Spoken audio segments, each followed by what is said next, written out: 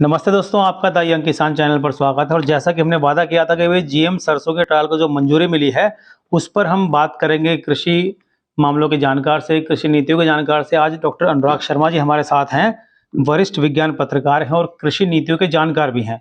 तो अनुराग जी, आपका the young किसान चैनल पर स्वागत है सर। सर, सबसे पहला प्रश्न यही है कि भाई जीएम फसलें नमस्कार। आखिर होती क्या हैं? नमस्कार प्रदीप जी, और सभी द यंग किसान के जितने भी दर्शक हैं उनको भी हमारा नमस्कार। तो प्रदीप जी, आपने सवाल किया कि ये जीएम फसलें होती क्या हैं। जीएम का मतलब होता है जेनेटिकली मॉडिफाइड, यानी जिनके जो जीन्स हैं, वंशाणु, उनमें परिवर्तन कर दिया जाए तो उसे जीएम बोलते हैं। अब देखिए, ये वंशाणु, अब ज्यादा गहराई में तो नहीं जाएंगे। हम में जो भी अपने पुरखों से जो गुण वगैरह आते हैं, किसी के बाल काले होते हैं, किसी के भूरे होते हैं, है ना, कईयों को जल्दी सफेद भी हो जाते हैं, ऐसी आंखों का रंग काला है, भूरा है, तो ये सब चीजें जीन्स की वजह से होती हैं, वंशाणुओं की वजह से जो पूर्वजों से आते हैं। तो हम में जितने भी गुण दोष जो भी आते हैं वो इन्हीं जीन्स की वजह से आते हैं। तो ये तो हो गई जीन्स। अब जीएम से मतलब जो आजकल जो चर्चा है वो क्या है कि देखिए, प्रकृति में तो लाखों साल से, जब से ये प्रकृति बनी है, तब से, जब से धरती का विकास हुआ, तब से ये जीन की अदला बदली तो चलती रही है। तभी एक कोशिकीय जीव थे, होते होते देखिए क्या कुछ बन गया। डायनासोर भी आए थे, हमसे भी बड़े थे, खत्म हो गए जी। तो वो जो जीन्स हैं वो हमेशा से प्रकृति में अदला बदली होती रही। अब क्या है, एक जिसे हम बोलते हैं जेनेटिक इंजीनियरिंग, आनुवांशिक अभियांत्रिकी, ये जो जेनेटिक इंजीनियरिंग का एक हथियार जब से वैज्ञानिकों के हाथ लगा तो ये संभव हो गया कि जिस भी प्रजाति में, जैसे पौधा है पर गुण हो सकता है किसी जीवाणु में या किसी गाय भैंस में भी हो सकता है बहुत अच्छा हो जी। तो वो जो गुण है कि हमने बताया जीन की वजह से वो गुण आता, तो वो जीन निकाल के इस पौधे में डाल दिया तो उसमें गुण आ गए। जैसे शुरू में एक पौधा बनाया था, उसमें जुगनू का जीन डाल दिया, तो जब वो डाला तो वो चमकता था जी। रात को। तो यानी ये संभव है जेनेटिक इंजीनियरिंग की वजह से कि जो अपने मतलब का गुण है उसको लेके डाला जा सकता है। जैसे बीटी कपास जो है, बैसिलस थोरेंजिस एक बैक्टीरिया था, मिट्टी का ही बैक्टीरिया था, तो उस बैक्टीरिया में से एक जीन लेके कपास में डाल दिया तो उसमें सुंडी लगनी कहा गया बंद हो जाएगी। लेकिन प्रकृति में तो भाई सभी को जीवित रहना है, तो प्रतिरोधक क्षमता भी आ गई थी। खैर, वो अलग चीज है। लेकिन जीएम मतलब जो भी आपको गुण अलग अलग प्रजातियों के चाहिए, जिनमें आपस में मेल ना हो, उनके भी आज गुण डालने, जीन डालने संभव हो गए। जी, तो ये जो जीएम सरसों का जो मामला है, ये पूरा आखिर है क्या जो अभी चल रहा है फिलहाल? प्रदीप जी, ये असल में आज जो भी बातचीत हो रही है ये जीएम सरसों की वजह से ही हो रही है। जी। इससे बहुत पहले 2008-9 के आसपास जीएम बैगन भी आया था। तब एक लेख हमने लिखा था, वो था कि हम इसे खाएंगे या ये हमें खाएगा। जी।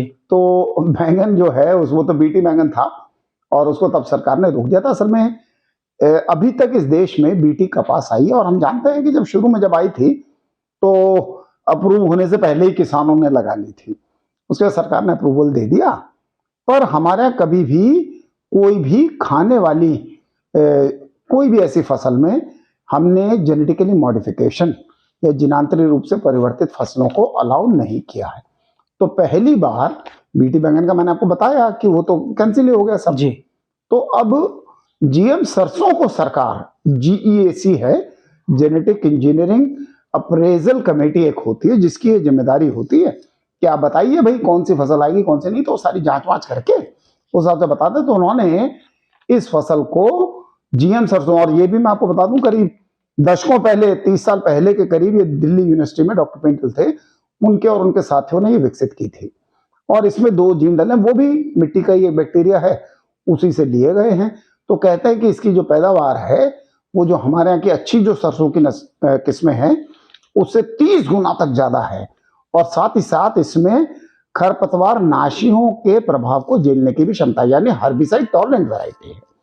तो कई अप्रूवल हुए, कई बारी मना हुए, फील्ड ट्रायल में गई, रुकी, ये सब चलता रहा। अब फाइनली सरकार ने इसको कमर्शियल उसके लिए मंजूरी दे दी है। इसमें समझने वाली चीज ये है कि ये एक तो जो मंजूरी है 4 साल के लिए है, और उससे पहले जो भी बीज बनने हैं उसमें सरकार 2 साल का भारतीय कृषि अनुसंधान परिषद की निगरानी में अभी इसमें ट्रायल और चल रहा है, क्योंकि ये बायो सेफ्टी जो बोलते हैं, जैव सुरक्षा के एक आशंका है कि भाई इससे मधुमक्खियां जो हैं वो परागन के लिए जो जाती हैं, जंगली मधुमक्खियां, उनकी संख्या कम हो जाएगी, जी परागन नहीं होगा। तो इस सब चीजों को लेके इसको आजकल बहुत मुद्दे हैं कि पर्यावरण को नुकसान होगा, मिट्टी के जो माइक्रोफ्लोरा, जो मिट्टी तो जीवित होती है, उसके अंदर कितने सारे सूक्ष्म जीव होते हैं, वो सब खत्म हो जाएंगे। ऐसा इससे पहले जो बीटी फसलें आई थी उनकी जड़ों के जरिए देखा गया है कि उनका फैलाव कम हुआ। और देखिए हर्बिसाइड टॉलरेंट में भी ज्यादा, ग्लाइफोसाइड करके एक हर्बिसाइड है, खरपतवारनाशी, वो बहुत डाला जाता है, वो एक कंपनी का है। तो यानी अगर आपको इसको लगाना है तो आपके ये भी शर्त हो जाएगी कि आप वो वाला खरपतवारनाशी डालें। जी और दूसरा, खरपतवार का असर नहीं होता तो लोग अंधाधुंध जरूरत से ज्यादा खरपतवार डाल देंगे। इसमें मैं थोड़ी सी एक चीज बता दूं प्रदीप जी, क्या है कि खरपतवार, आपको पता है अभी भी खरपतवार नाशी छिड़कते हैं। तो कहते हैं कि जब मुख्य फसल की एक अवस्था हो जाए उसी टाइम पे छिड़कना है, जब खरपतवार होंगे वो मर जाएंगे, वरना आपकी फसल, जो मुख्य फसल है, वो भी खराब हो सकती है। इसमें क्योंकि उसके लिए रेजिस्टेंस है, हर्बिसाइड टॉलरेंट है, तो जब आप छिड़केंगे तो इसे कुछ नहीं होगा, खरपतवार मर जाएंगे। तो ये सब खूबसूरतियां बताई जा रही हैं, लेकिन किसानों से जुड़े मुद्दे और पर्यावरण से जुड़े मुद्दे हैं जिन पे आवाजें उठनी फिर से शुरू हो गई हैं। जी, तो ये हमारे यहाँ तो जीएम सरसों के ट्रायल को मंजूरी मिली है, तो क्या दुनिया भर में जीएम फसलें जो हैं वो लोकप्रिय हो रही हैं इस वक्त? अच्छा, प्रदीप जी, ये जरूरी एक अच्छा सवाल है। जैसे मैंने बताया कि 2 साल के अंदर अभी बायो सेफ्टी के जो भी उसके अंदर तहत पर्यावरण, मधुमक्खी, इन सब जो परागन ले जाने वाली हमारे कीट पक्षी हैं, इन सब की जांच होगी। और अगर कोई भी उसमें दिक्कत आती है तो वो कैंसिल कर दी जाएगी, जी वो उसको अनुमति नहीं मिलेगी। तो 2 साल का तो अभी ट्रायल भी है।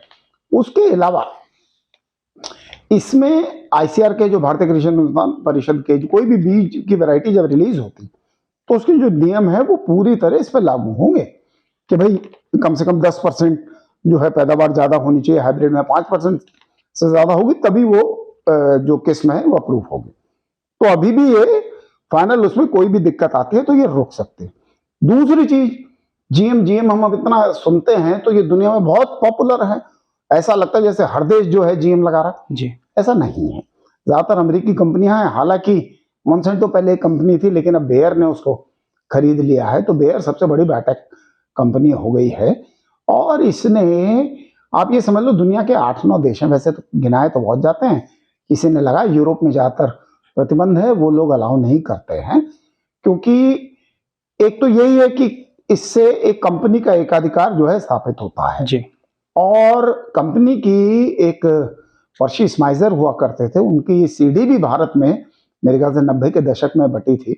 तो उन्होंने केस किया था, मतलब ऐसा हुआ कि जीएम फसलों के साथ एक नियम है कि जब आप लगाएंगे तो 80% जीएम लगाएंगे, 20% एरिया में बफर जोन बनानी पड़ती है, जी क्योंकि इधर के पराग उधर भी जा सकते हैं, प्रकृति में जब छोड़ दी तो छोड़ दी। तो कुछ ऐसे थे कि पौधे उनके खेत में चले गए पर वो तो जीएम नहीं लगा रहे थे, तो कंपनी ने उन पर जुर्माना किया। तो इतनी दादागिरी कंपनियों की चलती है, आप ऐसे ये बीज ले नहीं सकते, और अगर गलती से आ गए तो उसके बहुत से नियम है। हमारे देश में बफर जोन का तो अब इन्होंने वो खत्म ही कर दिया। बीटी कपास कहते हैं 95% तक बीटी कपास है, तो भैया बफर जोन कहाँ गई? खैर, उसको लेके नए बायो सेफ्टी नियम बन रहे हैं। तो ऐसा नहीं है, ये बहुत लोकप्रिय, बहुत से विकल्प हैं। हाइब्रिड किस्में, हाइब्रिड किस्मों में यही होता है कि जो ज्यादा पैदावार देने वाली किस्में हैं वही हाइब्रिड नई आई थी, तो उनको बहुत लोकप्रिय हुई हैं। लेकिन जीएम को पूरी दुनिया में ऐसा नहीं है कि आंख बंद करके अपनाया जा रहा है, और इसको लेके पूरी दुनिया में बहुत विरोध हुआ है। कुछ देश हैं जहां बहुत तेजी से चीजें चल रही हैं, लेकिन अब इसको लेके कंपनियों की दादागिरी है जी, कंपनियों का एक अधिकार है, तो वो लेबलिंग के जो नियम है उसका भी विरोध करती हैं कि ये नहीं लिखना इस पे जीएम है। और पर्यावरण पे जो इसके दुष्प्रभाव हैं वो भी कई जगह सामने आए हैं। और दूसरा, इसके जो बीज हैं उनसे आप अगली फसल नहीं ले सकते, एक बार पैदा हुआ फिर खत्म, जैसा हाइब्रिड में भी होता है जी। तो इसलिए किसानों के बीच में भी भारत में ये कितनी लोकप्रिय होगी ये भी देखेंगे। लेकिन किसान का फायदा अगर होगा तो वो अपना ही लेते हैं। जी, तो अब इस सबके मन में सवाल एक ये भी है कि भई अगर जीएम सरसों आ गई, तो उसको जब खाएँगे तो क्या स्वास्थ्य पर कोई प्रभाव पड़ने की आशंका है उसके? ये जो है इस तरीके की बहुत सी स्टडी है। देखिए, कपास कहते हैं हम खाते नहीं, पहनने वाली चीज है, जी, लेकिन उसका जो बिनौला होता है कपास का, तो वो जो बिनौला है वो पशुओं का चारा है। तो आज भी बिनौला पशुओं को दिया जाता है और कई तरीके के, मैं ये तो नहीं कहूंगा कि बहुत बड़ी कोई स्टडी आई, लेकिन इस तरीके के आते रहे कि उस बिनौला के बाद किसी का पशु का पेट खराब हो गया। बहुत से जी, लोग ये सलाह भी देते रहे कि बिनौले की खल मत खिलाओ, जी, है ना। लेकिन उसके बाद भी कॉटन सीड ऑयल भी बिक रहा है जो ह्यूमंस खाते हैं।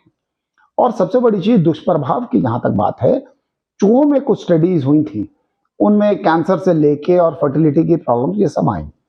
ह्यूमंस में कितना है ये वक्त बताएगा, क्योंकि आज के समय सच कहें सोयाबीन ऑयल, कैनोला ऑयल, ये जितना भी आ रहा है जेनेटिकली मॉडिफाइड है, भारत में भी बिकता है। बहुत से चॉकलेट के सिरप और ये सब है, इन सब में जो कॉर्न सिरप होता है वो भी जेनेटिकली मॉडिफाइड है। तो हम सब कहीं ना कहीं इसे खा ही रहे हैं। तो इसके स्वास्थ्य पे बहुत तरीके के प्रभाव बताए जाते हैं, कई इस पे रिसर्च हुई है, बहुत सी ऐसी चीजें हैं जो इनके नुकसान भयानक तरीके से बताती हैं। लेकिन अ, अब सरकार भी ये टेस्ट करेगी, वो भी ये देखेगी कि तेल में किस तरीके की, ये देखिए रिसर्च का तो ये है, जी, दूध के बारे में भी कहा गया कि दूध में A2A1 सही था, लेकिन जो भी है बहुत सी दुनिया दूध पी रही है और दुनिया में लोग जीवित भी हैं। ये तक कहा गया कि पेस्टिसाइड अब मदर के मिल्क में भी है, तो ऐसा थोड़ी ना कि सभी बच्चे बीमार पड़ गए। तो इसमें तर्क कुतर्क, सही गलत, ये सब के बीच में बड़ी पतली सी लाइन है, जो अपने जगह लोग सब रेस में अडिग खड़े हैं। लेकिन सबसे बड़ी बात इसमें यही है, सरकार एक तरफ कह रही है कि हम जैविक खेती को प्रमोट करेंगे और दूसरी तरफ टेक्नोलॉजी को भी ला रही है। शायद एक संतुलन बिठाना है जो जरूरी भी है। हालांकि अगर पैदावार बढ़ाने की बात है तो 40-45% जो क्षेत्र आपका असिंचित है, जहां अभी सिंचाई की व्यवस्था नहीं है, अगर वहीं पानी पहुंच जाए जी, तो दुगना उत्पादन हो जाएगा। लेकिन उस सबके बावजूद भी इसमें कुछ जगह तो पूरी तरह जैविक किया जा रहा है, कुछ जगह ये भी होंगी, क्योंकि जिस तरीके से कीटों का प्रकोप, जिस तरीके से रोग नए नए आ रहे हैं, तो उसके लिए पेस्टिसाइड छिड़कना जो है, कीटनाशकों के दुष्प्रभाव बहुत भयानक है, वो भी हमारे सामने आए। अब देखिए डीडीटी का कितना बड़ा नुकसान सामने आया, और कभी कभी मतलब इसी दुनिया ने जिसने आविष्कार किया था उसको नोबेल पुरस्कार दिया था जी, डीडीटी। तो आप ये जो है ये चीजें, जो पर्यावरण का नुकसान है बहुत समय बाद सामने आता है और वो हो रहा है, वो डिस्ट्रक्शन हम सबके सामने है। तो इस पे क्या नीति बनती है वो देखना पड़ेगा। इसके नुकसान जो है दुनिया में बहुत से आए हैं, लेकिन बड़े बड़े कॉर्पोरेट्स ने दबाए हुए हैं और बहुत सी रिसर्च है। हर भाई जैसे ये था ना कि सिगरेट पीने से कैंसर हो जाता है, जी, तो उसमें कंफ्यूजन क्रिएट किया। एक अल्गोर एक लेखक थे जिनको नोबेल भी मिला था उस समय, एन इनकन्वीनियंट ट्रूथ उन्होंने किताब लिखी थी ग्लोबल वार्मिंग पे। उसमें उन्होंने एक बड़ी तेल कंपनी के जो एमडी थे उनका नोट था कि हाँ इससे नुकसान होता है, पर क्रिएट कंफ्यूजन, एक कंफ्यूजन दिमाग में डाल दीजिए, वही होता रहा कि भाई ग्लोबल वार्मिंग तो इतने दिनों पहले भी थी, अगर वो नहीं होगी तो जीवन कैसे चलेगा। ऐसे ही सिगरेट से अगर कैंसर होता तो इतने करोड़ पीते हैं, सबके सब थोड़ी ना मर जाते हैं। जी, जी, तो इसी तरीके का एक इसमें भी है, लेकिन इसमें मेन मुद्दा, मुख्य मुद्दा ये था कि कंपनियों के हाथ में बीज चले जाएंगे, उन्हीं की चलेगी। हमारे देश में सीड रिप्लेसमेंट रेट, जो बीजों को बदलने की दर होती है वो बहुत कम है। तो अब हर बार बीज बाहर से ही लेने पड़ेंगे, तो किसान अपने बीज नहीं रख पाएगा और प्राकृतिक जो हमारे पुराने बीज थे धीरे धीरे खत्म हो रहे हैं। हालांकि जागरूकता आई है, लेकिन वही है कि इसके पर्यावरण से लेके, किसान के अधिकार से लेके और मानवीय स्वास्थ्य से लेके सब मुद्दे हैं जिन पे अगले 2 साल में ट्रायल होके शायद कुछ बातें निकल के आए। जी, जीएम सरसों पर इतनी अहम जानकारी देने के लिए आपका बहुत-बहुत शुक्रिया अनुराग जी। जी, बहुत बहुत धन्यवाद प्रदीप जी। एक अहम मुद्दा है, अपने दर्शकों को इस पे आप बता रहे हैं, ये अच्छी बात है। एक चीज ये भी है कि अगर चीज नुकसान करती है तो किसान को भी जागरूक होना होगा कि वो इसको ना ले। सब जानते हैं पेस्टिसाइड जो है वो बहुत नुकसान करते हैं, पर किसान अंधाधुंध डालते हैं। तो इसमें नीतियों के स्तर पे ही रोकने की कोशिश इसलिए है कि एक बार लोगों तक पहुंच जाती है तो फिर तो सब अपना लाभ ही लाभ देखते हैं, फिर कोई अच्छा बुरा नहीं सोचता। लेकिन बहुत बहुत धन्यवाद प्रदीप जी, और आपसे बात करके बहुत अच्छा लगा। शुक्रिया।